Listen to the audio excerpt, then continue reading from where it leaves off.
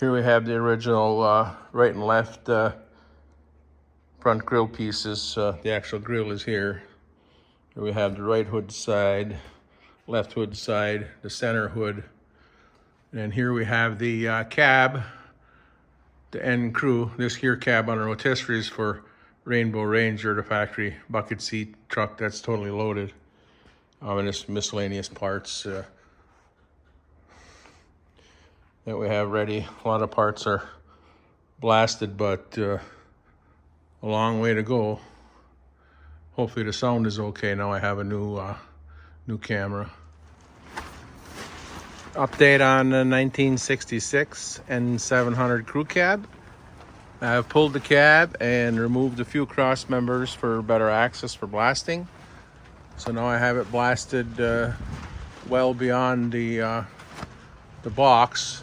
I had already done the rear when I had the axle and everything out, blasted and painted it up to about the middle. So now I'm just a little bit of overlap in there.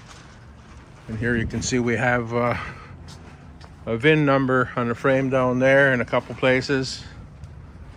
And here you can see how smooth the metal is here. Just turned out really nice. Hard to see this, but it 69020 C5TA DT. Then we have July D 19th. The truck, according to the VIN, was a June build, but evidently they were still assembling it here in July. You have some other numbers on it here. So I blasted every nook, every cranny.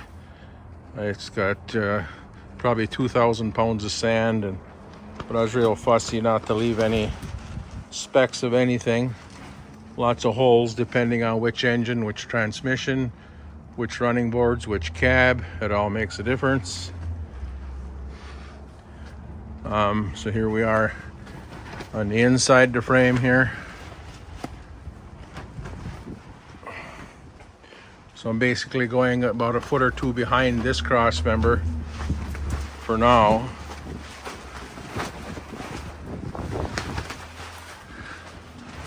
And then down here where the fuel tank was mounted, so it also depended on which fuel tanks it would have. Here's another number here. So I've actually blasted it really well.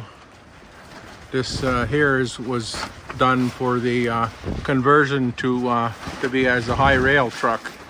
So they had a special spring bracket, and then that on all the hydraulics running from the PTO for the high rail.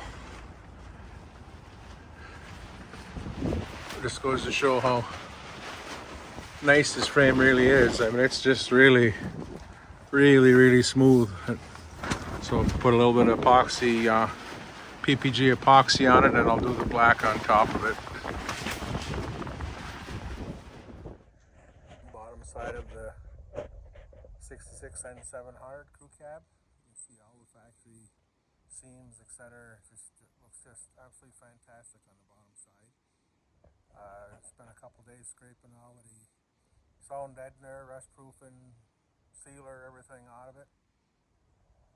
And then sandblast with a real fine grit until there was not a speck of anything on it, so it looked perfectly like new sheet metal. So this way all of the factory spot welds will show. You can see all the lots of extra bracing on the CrewCab cab versus something else, especially in the front. So every cross member, every piece of metal is just fantastic shape under here. There are a couple holes. There's a hole there that they had a hose through, and then one here they had cut with a torch to put a bracket through.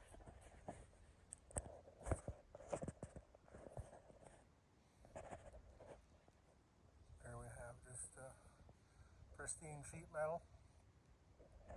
After blasting it, getting it every nook, every cranny, and then PPG epoxy primer, and then a PPG L holly green, factory green paint, and then I put 3 coats of PPG satin clear on it. And on the firewall side, I did gloss clear. You can see the pans, everything here, just fantastic shape under here.